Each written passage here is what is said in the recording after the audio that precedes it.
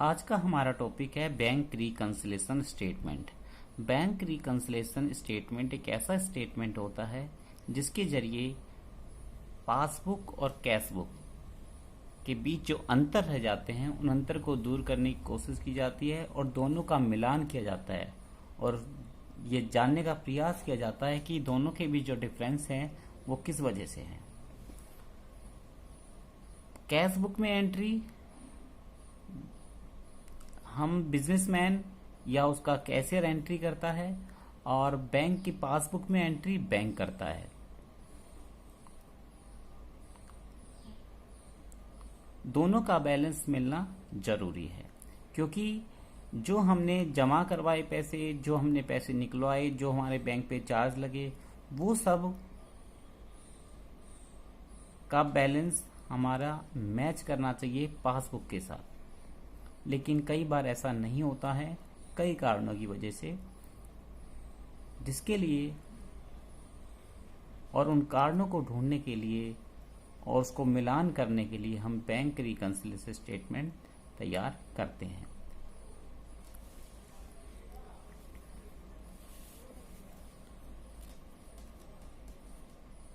Cashbook, cashbook का मतलब यहाँ है बैंक कॉलम। कैशबुक का बैंक कॉलम और पासबुक। कैशबुक का जो बैलेंस होता है डेबिट हो सकता है या क्रेडिट हो सकता है। ध्यान रहे मैं यहाँ बात कर रहा हूँ कैशबुक का मतलब है यहाँ कैशबुक के बैंक कॉलम का। पासबुक का बैलेंस डेबिट या क्रेडिट। इस कैशबुक का बैलेंस इस पासबुक के क्रेडिट से मैच होना चाहिए और अगर कैशबुक का क्रेडिट बैलेंस है तो इसका बैलेंस पासबुक के डेबिट के साथ मैच होना चाहिए। कैशबुक का डेबिट का मतलब है कि हमारा पैसा जमा है बैंक में। कैशबुक अगर डेबिट दिखा रही है बैलेंस तो इसका मतलब है बैंक में हमारे पैसा जमा है, तो पासबुक उसका क्रेडिट के रूप में शो करेगी। हमारी cashbook debit, passbook credit show करेगा, उसी चीज को डिपॉजिट। और अगर ओवरड्राफ्ट है, ओवरड्राफ्ट है, पैसा ज्यादा निकला हुआ है बैंक से, जमा से ज्यादा निकला हुआ है, तो कैशबुक क्रेडिट शो करेगी और पासबुक डेबिट शो करेगी। यानी कैशबुक के डेबिट का बैलेंस पासबुक के क्रेडिट के बैलेंस के साथ मैच करना चाहिए, इसी प्रकार क्रेडिट का डेबिट के साथ। आइए इसे आसान तरीके से समझने का प्रयास करते हैं। कई बार ऐसा होता है कि हमने चेक बैंक में जमा किए और कैशबुक में उसकी एंट्री कर दी, लेकिन अभी तक चेक बैंक में जमा नहीं हुए। हमने चेक इशू कर दिया, किसी को चेक दे दिया, हमने कैशबुक में एंट्री कर दी, लेकिन पासबुक उसकी एंट्री अभी तक नहीं हुई। कुछ खर्चे बैंक अपनी तरफ से पेमेंट कर देता है हमारे कहे अनुसार और हम इसको लिखना भूल जाते हैं कैशबुक में, या पासबुक में कोई एंट्री रह गई किसी वजह से। तो कई सारे कारण हैं जिसकी वजह से दोनों के बैलेंस नहीं मिल पाते और उसके मिलान के लिए हम बैंक रिकंसिलिएशन स्टेटमेंट बनाते हैं। आइए इसे एक सवाल के माध्यम से हम समझने का प्रयास करते हैं।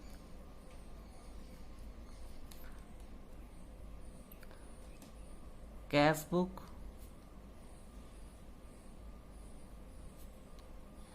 Show debit balance of rupees 10,000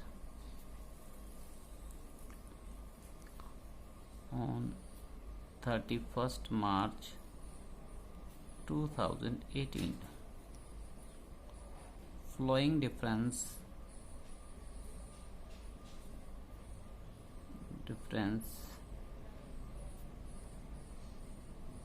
या flowing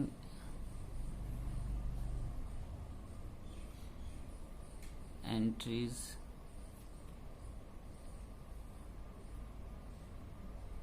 found when passbook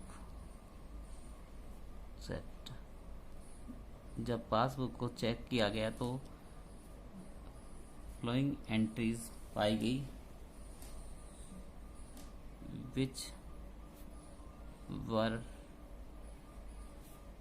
not recorded in cash book या passbook. Number 1, cheque ₹5,000 deposited into bank but not collected yet.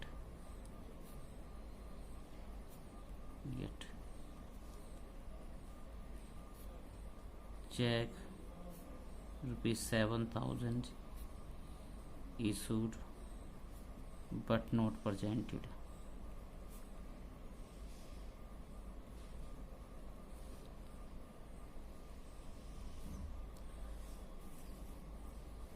It customer directly deposited ₹3,000 in our bank account but we could not know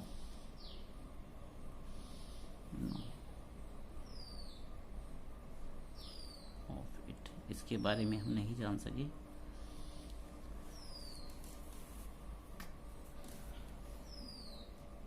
bank paid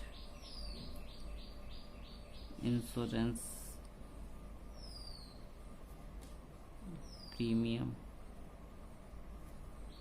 ₹1,000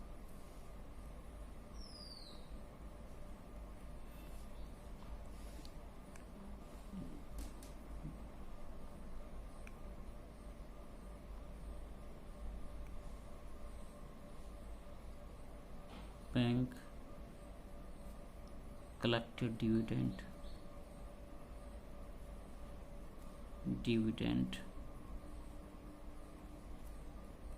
of ₹2,000 for us but no entry in cash book. Prepare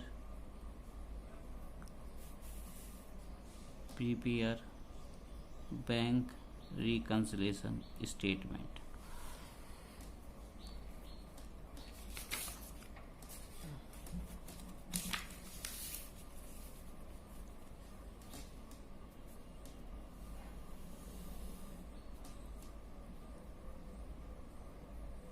Bank reconciliation statement.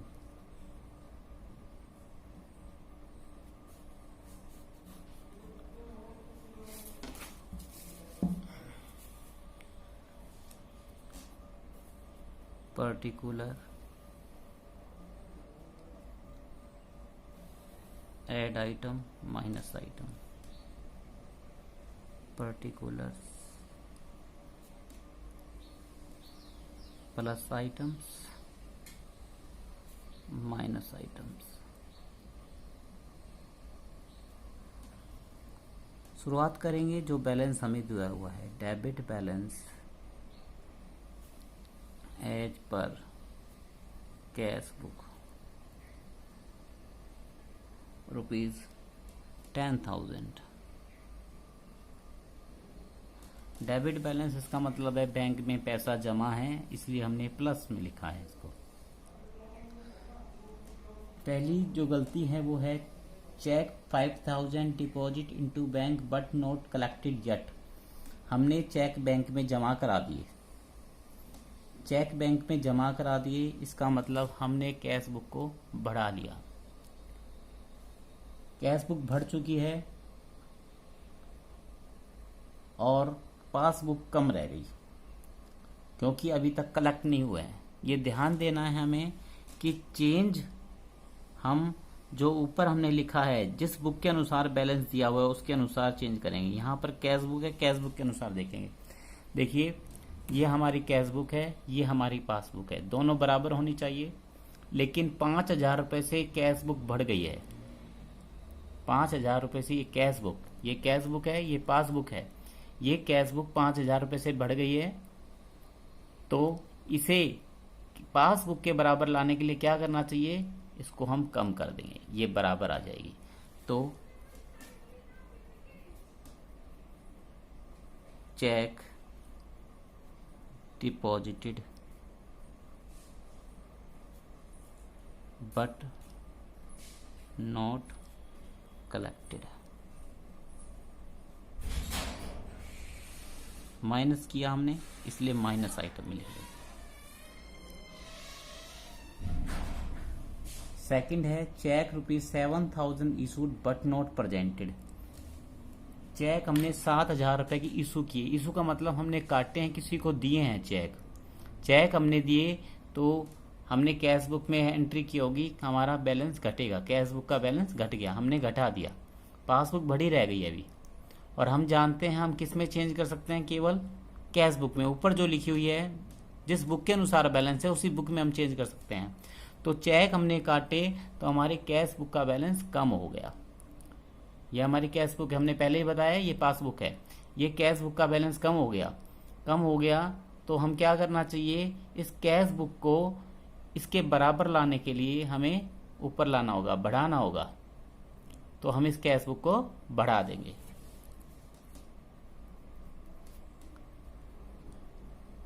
Check issued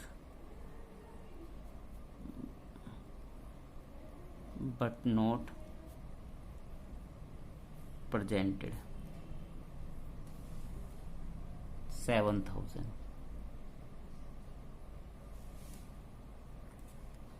next हमारी entry है, एक customer directly deposit ₹3,000 in our bank account but we did not know of it.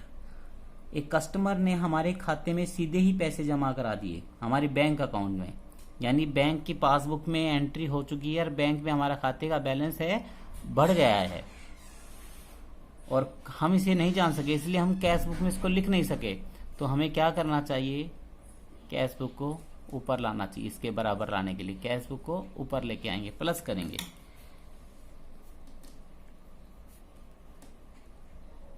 Directly deposit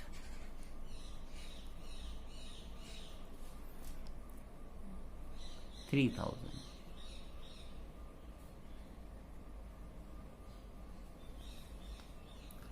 bank ने insurance premium पे किया, bank ने insurance premium पे कर दिया और पासबुक में एंट्री कर दी होगी, तो पासबुक का बैलेंस हमारा घट गया। खर्चा है इसलिए हमारे पासबुक का बैलेंस घट गया। हमें क्या करना चाहिए? कैश बुक ज्यादा है तो कैश बुक को हम नीचे लेके आएंगे, घटा देंगे। Insurance premium paid, insurance premium paid ₹1,000। Bank ने डिविडेंड कलेक्ट किया हमारे लिए, हमने कोई शेयर ले रखे थे और उसका डिविडेंड बैंक ने कलेक्ट कर लिया और हमने कैश बुक में इसकी एंट्री नहीं की। तो इसका मतलब क्या हुआ? हमारी पासबुक बढ़ गई, पासबुक का बैलेंस बढ़ गया, हमारे खाते में पैसे जमा हुआ है, बढ़ गया। तो हम क्या करना चाहिए? कैश बुक को पासबुक के बराबर लाने के लिए कैश बुक को बढ़ाएंगे, ऊपर की तरफ लाएंगे, नीचे से ऊपर की तरफ लेके आएंगे, तो ये प्लस हो जाएगा। डिविडेंड कलेक्टेड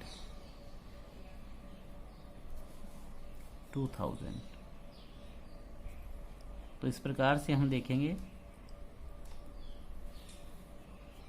10 17 3 20 तो 22,000 प्लस के 5 और 6,000 माइनस के, तो जो बैलेंस आएगा ये debit balance as per cash book. Debit balance किससे मिलता है, हमने बताया आपको शुरुआत में ही। डेबिट बैलेंस कैश बुक का किससे जाके मैच करेगा, पासबुक के क्रेडिट से। तो हम यहाँ लिखेंगे credit balance as per passbook 22,000 plus के 6,000 माइनस का, तो कुल मिला के 16,000 हमारा सही अमाउंट है जो पासबुक के अनुसार जमा है।